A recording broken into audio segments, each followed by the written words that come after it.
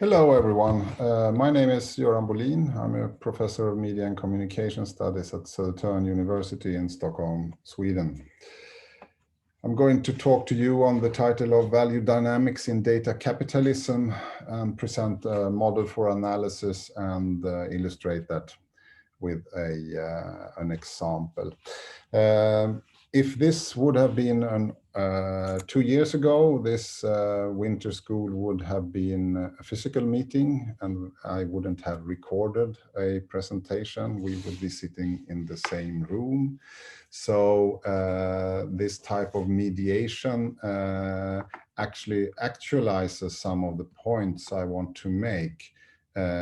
We are all have become used to online teaching, whether we want it or not. And of course, debates about the benefits and obstacles of online education has been ongoing for quite some time already before the outbreak of the coronavirus. But the rapid transformation to online education across all levels of the educational domain has triggered a new set of economical, political, social, ethical, and pedagogic questions that might be worth the attention of media research. And the rapid adaptation of new tools such as Zoom and Teams provokes wider questions about the political economy of datafied capitalism and perhaps also especially the datafied education industry. But this also triggers questions about communicative sociality in online environments, as well as questions about privacy, integrity for both students and teachers, and of course, questions about the pedagogical affordances of the educational technologies. So in this talk, I wish to address some of these questions with the main focus on questions of value. And with value, I mean not only economic value, but also social, ethical, and speaking of education, we can talk about educational value, Bildung, etc. And I would talk about how we might think of the possible implications of these value forms once the pandemic is over. So one of the premises for my talk is the move from digitization to datafication, which is a prerequisite for data capitalism. Digitization is, of course, a process of making analog things into digital things.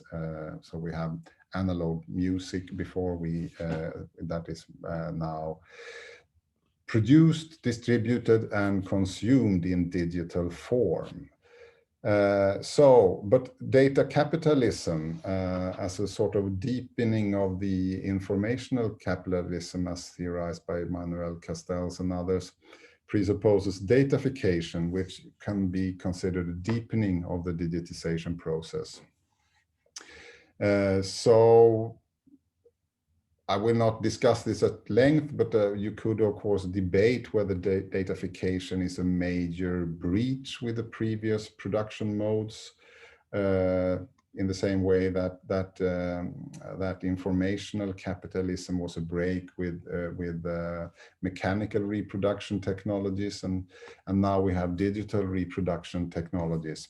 I won't go into that because of time constraints, but perhaps we can take that up in discussion in January when we will meet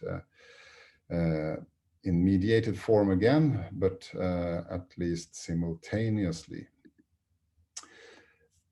So informational capitalism builds on a mode of production. So theorized, for example, by Manuel Castells in The Information Age from 1996. So you have the move within capitalism from merchant capitalism, mercantilism, over industrial capitalism, and what Castells is theorizing is informational capitalism, when information becomes the main asset and the main commodity circulating in the capitalist circuit of production and consumption. If you do, as I have done, make a Google search on data is the new oil, you will find some of the examples I have on the screen here. So data is the new oil has become a popular buzzword and captures some of the properties of this new raw material data that is extracted from the social, in the sense that data is produced through sensors that capture human action. And in that sense, it is a form of raw material that can be refined into a commodity and sold on the market. However, the analogy between oil as an asset and as a motor of capitalism and data is in a way flawed, you could say, and this has been pointed out by several people, of course. For example, oil is a product of natural processes without the involvement of humans. So oil has been there in the ground, it's energy bound up in the ground, it's produced by nature and natural processes. Data is the result of human activity. Data doesn't grow in the ground or grow on trees or whatever. It presupposes human activity. Secondly, unlike oil, data is a non-rivalrous good. Because oil is at the bottom of it, it's a material commodity. So if someone sells me 1 liter oil, I can pay for that with money, but the seller doesn't have the oil, I have the oil. Whereas if you sell data, you still have that type of information that data provides. So in that sense, it's a non-rivalrous good. And thirdly, data cannot be exhausted. Eventually, we will run out of oil. All oil on Earth will be consumed. But as long as there is human activity that can be extracted into data, data is endless in that sense. So it can be reproduced from social action as long as there is social activity. So this is a definition of data capitalism picked from Sarah Myers West, who says that data capitalism is a system in which the commoditization of our data enables a redistribution of power in the information age, weighted towards the actors who have access and the capability to make sense of the data, that is, to take advantage of data and refine it into a commodity that can be sold on the market. So this is the move from informational capitalism to data capitalism, you could say, because informational capitalism doesn't have the asset doesn't have the origin in human social activity.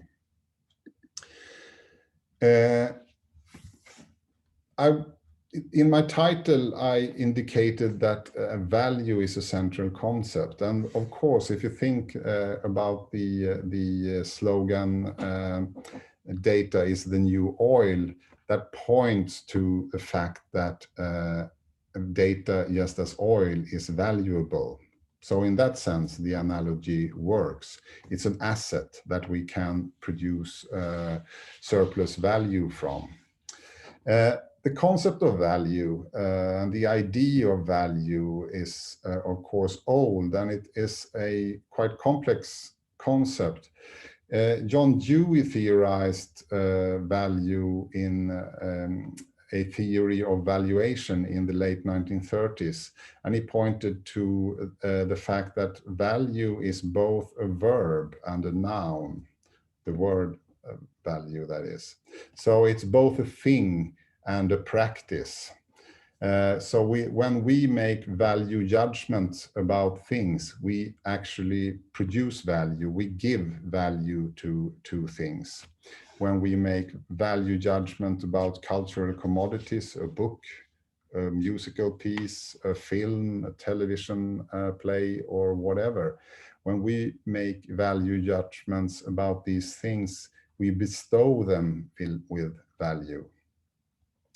This is also why there is no really sharp distinction between moral values, perceptions of value, and economic value, and especially not in digital environments, because in digital environments, as you know, data is a transient value form. It's very fluid. You can't put data in your pocket. You need to have a medium to bind data into solid form. So why is this fact even interesting? Well, if we look at the map of commercial digital tracking and profiling landscape, and I've taken this map from the Austrian research hub Cracked Labs. And you will probably not be able to read all the fine details in this picture, but the point I want to make with this is that there are a number, it's a complex structure where a number of agents are sort of hovering around this machinery in the middle, this machine that produces data and refines data, packages it into consumable form. So the premise for the interconnections between these actors is digitization, the fact that digits can flow through fiber optic cables and connect all these organizations and agents. The digitization is what makes datafication possible.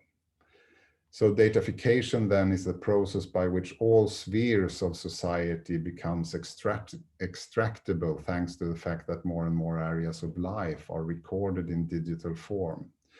And in that sense, datafication is what paves the way for data capitalism, the form of capitalism where the main resource and driver is data. So a deepening of informational capitalism, if you will. All these actors that are involved have different aims and objectives with their activities. Many of them are commercial activities, they are profit motivated, and thus they have economic value at the center. However, there are also actors within the public sectors and among key social domains that is circling around this machinery. You have the domains of healthcare and education, for example. These are domains that really are not does not have economic value as their main asset. So this public sector, which includes education, healthcare, science, politics, etc., all welfare systems, they work with other types of values. The educational part of this domain, of course, works with values such as knowledge, Bildung, etc., fostering the future citizens. It's knowledge, understanding, competences and skills, judgment and approach, all these things that we as teachers inscribe in our curricula and have as a goal that the students should acquire these competences, these skills, these judgmental capabilities to become functional citizens in society. So, as I see it, and this is the model I'm proposing for the analytical model, is that data capitalism is founded on at least 4 types of dynamics. There are probably more, but we can discuss that also.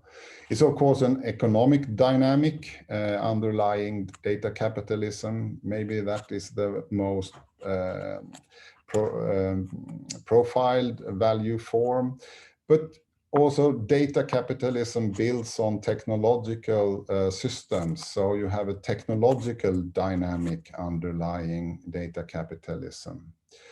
There is also an epistemological dynamic focused on increasingly sophisticated means of knowledge directed towards the social, all these platforms, all these algorithms that produce value and package value into consumable form.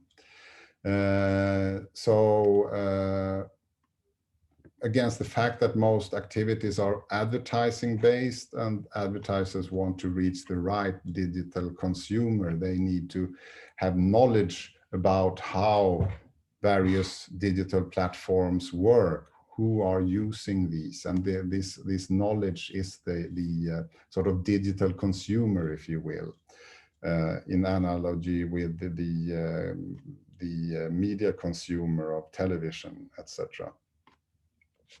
Advertising works in principle in the same way in the traditional mass media and in the digital economy in that sense. So this technological dynamic and the epistemological dynamic are of course intertwined. They are tied to this digitization that is the basis on which knowledge is constructed and that facilitates economic transactions. And both of these tendencies are directed towards the social. The social is the root of value extraction in that sense. And this means that there is also a social dynamic that is influential in the value dynamics, the overall value dynamics of data capitalism. A social dynamic among those who generate data in production and consumption and who make constant everyday value judgments, to who in that sense also are co-producers of value. The citizens who use the digital communication technologies. And when I talk about technology, it should be understood as both material technologies, machines, gadgets, etc., computers, mobile phones, iPads, etc. But also ways of doing, organizational techniques. Organizational plans are, for example, technologies in themselves. You will see that at workplaces, you have kickoff meetings, you have weekly reports, etc.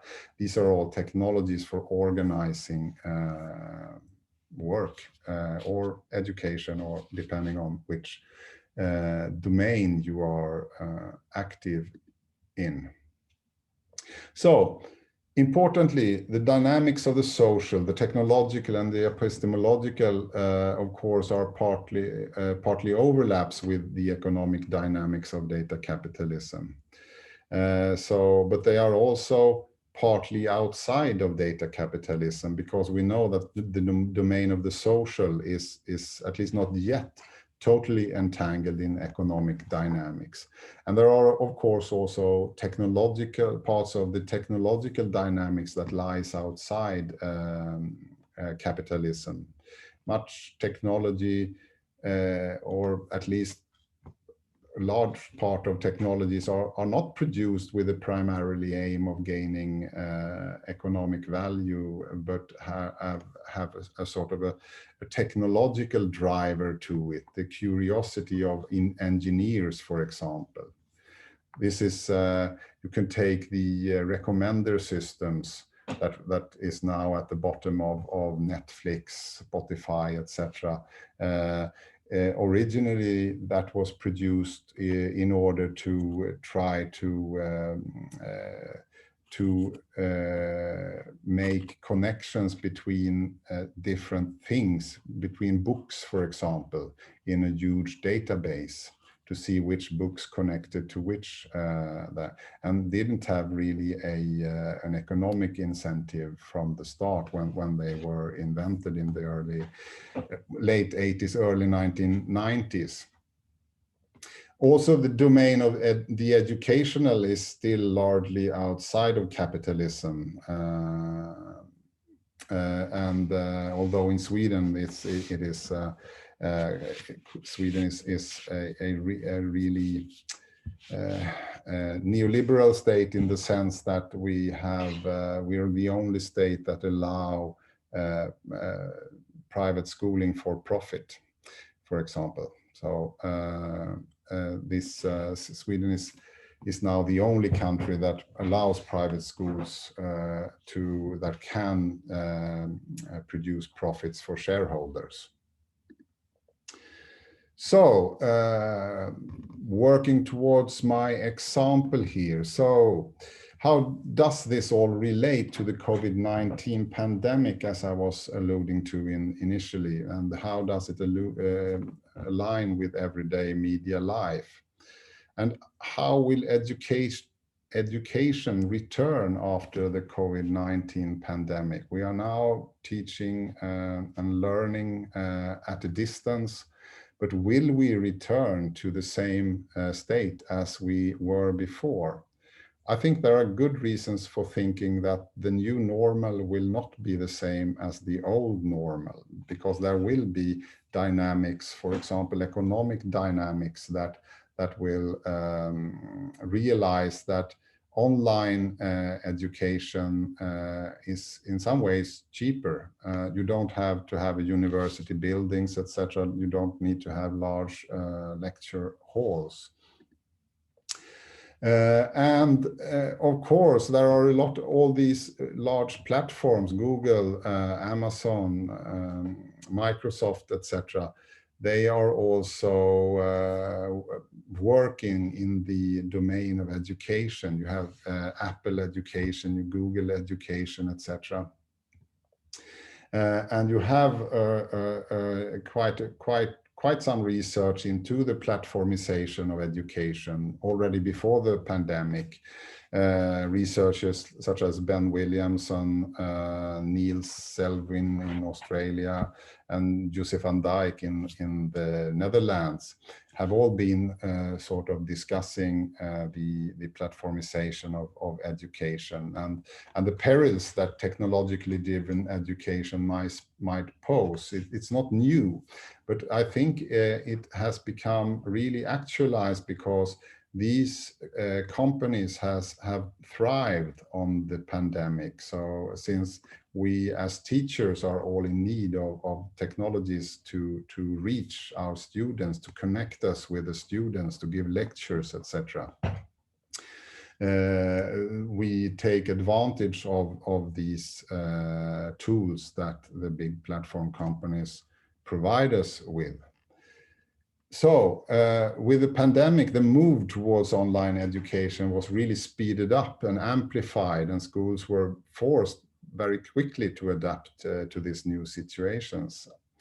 And this means that the actors that are already in EdTech quickly adapted to this situation, and many offered their solutions to schools quickly, often for free.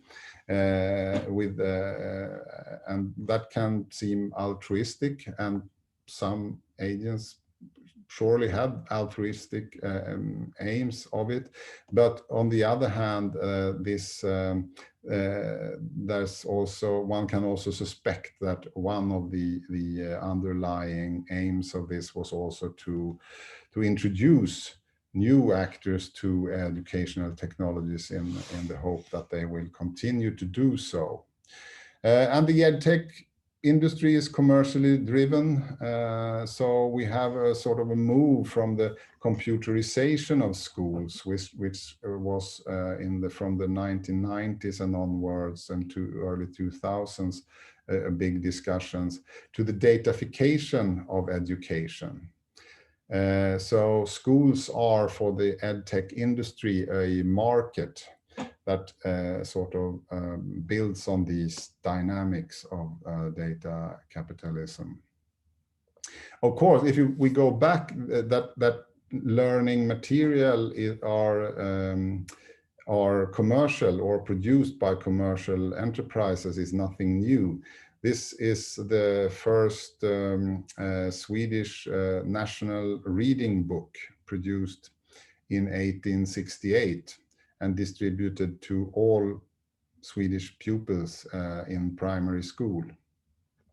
And that was produced, as you can see, by the company P.A. Norstedt and Söner Publishing. And of course, it's a good market to produce one single book that you know that every pupil in Sweden will read. So it's quite a safe enterprise, you could say. However, with the book, the actual teacher functioned as the intermediary between the book and the student, and adjusting the levels of learning, the speed at which you worked your way through this book was delegated to the teacher. And the book reading in itself didn't generate data on the pupils, how well they read, etc. That was up to the teacher to judge and take notes of. This is, of course, different with digital technologies that constantly produce data about students. And of course, that can be good. It gives sort of a personalized individual marker of how the students progresses, and you can adjust that individually to the grade of maturity or the capabilities of the individual students. But it also, of course, is an incentive to produce data about, and it's a more refined sorting mechanism, you could say. Some actors moved very quickly and grew very quickly in these early phase of the pandemic. Zoom was one of them, and here you can see the tremendous growth of Zoom meetings from December 2019, when we didn't know very much about the pandemic. It was a strange thing that happening in Wuhan in China, but nobody expected it to come to Europe or the rest of the world that fast. So already in March, in the very early phases of European pandemic, it had grown to 200 million Zoom meetings. And we are now way above that, of course. So Zoom is not primarily an educational platform, but as it happens, many have found their services easy to handle. I'm now recording this lecture on Zoom, and hence many schools and universities use the platform. Zoom also makes contracts with the universities individually or in bulk contracts. And it has become very popular very fast. So there are several ways in which datafication of schools have an impact. And what most debaters have picked up on is the threat against educational value from economic value, how the business models affect the educational logics, and how technology privileges certain ways of learning rather than others. So there is an economic rationality to this. There is metrification of educational practice, and you have administrative dynamics also around this. Remember, I said that administration is also a form of technology, an organizational technology. But what we risk ending up with is that we go from teachers' autonomy to automated data analytics, as Josie van Dijks and her colleague has said in their book Platform Society, or with the educational scholar Biesta, who says that this is the question, whether we are indeed measuring what we value, or whether we are just measuring what we can easily measure, and thus end up valuing what we can measure. There is already a debate about the economic rationality and the metrification, but there is less discussion about the administrative dynamics involved. Those that are related to the educational technologies in an organizational way. So the technological organization of education, the administrative dynamic is not primarily driven by economic dynamic of capitalism. We can look at these two dynamics as separate types of dynamics.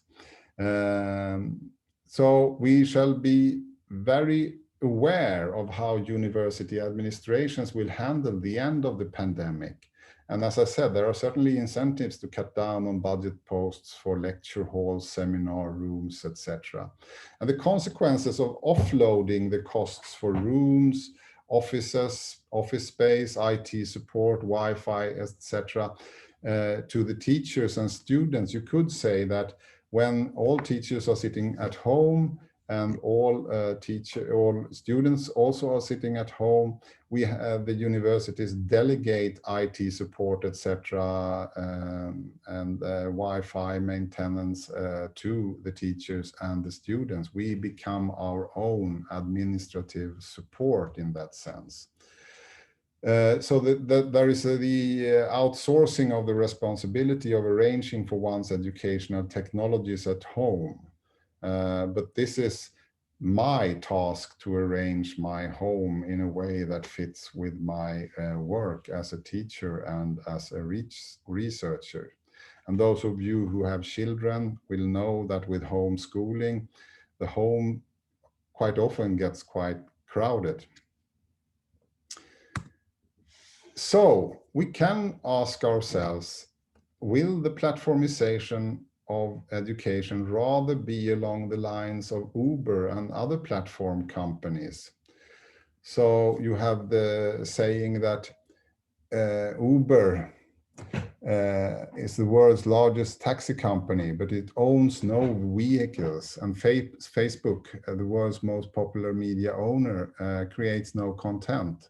And Airbnb, the world's largest accommodation provider, owns no real estate.